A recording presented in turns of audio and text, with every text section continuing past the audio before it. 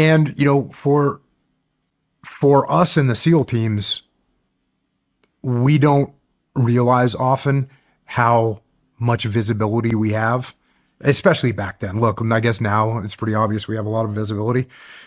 But back then, you wouldn't think that a E5 in a SEAL platoon doing something dumb on Liberty would get a phone call to the admiral from the vice CNO or the CNO or the sec nav. Like, these things are a big deal. And so that's what I learned. I learned the amount of scrutiny that we're under. The SEAL Team 5 guys, they had someone in that platoon uploaded digital pictures of their deployment to a website that was supposed to be secure that got breached. And so these pictures went out over the internet. And the pictures, so I'm there when the CNO is calling the admiral to ask him about each of these individual pictures. What is going on in these pictures? And implied in that was like, what is wrong with your troops? Example, there's an image of a guy, an Iraqi guy.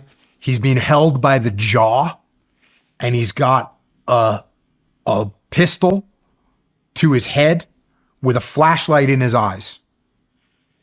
And the CNO's like, what is going on in this picture? And the admiral hits the mute button. And I'm like, sir, they don't like to have their picture taken, so you got to face their picture to the camera. You got to face their face into the camera. And the light is so that you can illuminate the camera. You can illuminate the picture. That's why the closest flashlight you got is in his pistol. That's what he's doing. Boom. Admiral tells him what's going on. Shit. Next picture. A guy with a sandbag over his head, cuffed, blood coming out of the sandbag. What's going on with this picture? Hey, sir, that guy resisted. He got subdued. He probably could have been shot, but our troops are disciplined. And instead of shooting him, they captured him. They had to subdue him. They used minimum force required. And now they've got him handled. And now they take a picture of it. So these little things where I realized that's the level of scrutiny we're under. And that's why, again, when I became a troop commander, being able to translate and explain to the guys what is going on and what the visibility is and how much it matters, what you do as an E4, as an E5 in a SEAL platoon, it has a strategic impact for the nation in some cases. And that was really clear with Abu Ghraib, but also for the SEAL community.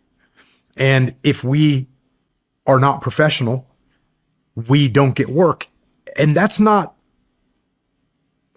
I'm not saying that for the benefit of the SEAL teams. I'm saying that for the benefit of the country, because SEALs are good at what we do. And if we're not getting jobs that we should be getting because of these kind of ancillary actions, it's bad for the country. It's bad for our warfighting capabilities. So I learned a lot about that when I was the admiral's aide. And there's another couple of huge cases. There was, I got to hear about what was happening from a legal perspective. There were some guys that shot someone. This wasn't SEALs. This was Army guys, regular Army guys, conventional Army guys, shot someone in south of Baghdad somewhere. And don't quote me on the story, but they had planted a gun on him. And they were going to jail. They were under trial for murder. And I just would hear that and go, what were these guys thinking? Why would they be doing this? And the immediate answer is, well, because they're afraid they're going to get in trouble, right? Oh, they're afraid that the ROE didn't allow them to shoot this guy, and now they're trying to cover it up.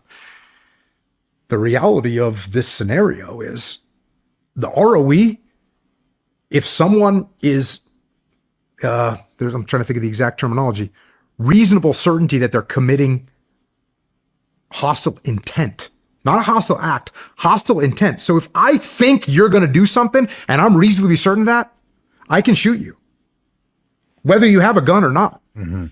And yet we have guys, this particular case, these guys were getting in trouble because they planted a gun. They didn't need to do that.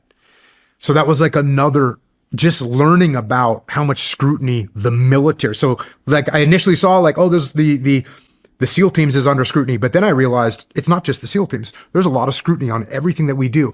And the Abu Ghraib scandal, that caused so many people, that fueled the insurgency so much. And I saw that it fueled the insurgency. So what a couple, 18, 19, 20-year-old privates were doing in a prison fueled the insurgency. And the Al-Qaeda took advantage of it. They propagated those pictures. They propagated those pictures from Team 5. Like, that's what happens.